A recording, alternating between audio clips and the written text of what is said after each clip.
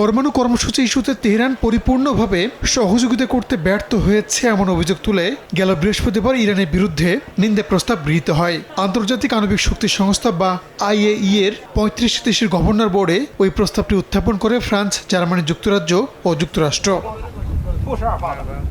Iran বিরোধী প্রস্তাব পাশের প্রতিক্রিয়ায় ইউরেনিয়াম সমৃদ্ধিকরণের জন্য উল্লেখযোগ্য সংখ্যক নতুন সেন্ট্রিফিউজ বসানোর ঘোষণা দেয় তেহরান।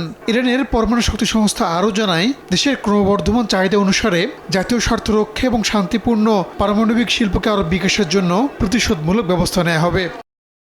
তেহরানের এমন জবাব সমালোচনার জন্ম দেয়। রোববার দেশটির পররাষ্ট্র মন্ত্রণালয় বরাত দিয়ে ব্রিটিশ বার্তা সংস্থা রয়টার্স একটি খবর প্রকাশ করেছে। সেই খবরে দাবি করা হয়, বিতর্কিত পারমাণবিক কর্মসূচি নিয়ে ৩ ইউরোপীয় শক্তির সঙ্গে আলোচনায় বসতে রাজি হয়েছে ইরান। আগামী শুক্রবার জেনেভায় এই বৈঠক হওয়ার কথা রয়েছে। ওই বৈঠকে ইরান, ফ্রান্স, জার্মানি ও যুক্তরাজ্যের উপপররাষ্ট্রমন্ত্রী অংশ নেবেন বলে জানা গেছে, যেখানে পারমাণবিক ইস্যু বাদেও আঞ্চলিক বিভিন্ন বিষয়ে আলোচনা হতে পারে। প্রতিবেদনে আরও বলা হয়, জানুয়ারিতে মার্কিন প্রেসিডেন্ট হিসেবে ডোনাল্ড ট্রাম্প দায়িত্ব নেওয়ার আগেই বিতর্কিত পারমাণবিক ইস্যুর সমাধান খুঁজছেন ইরানের president Masoud Pezeshkian. Rahanul Rana, সময় সংবাদ।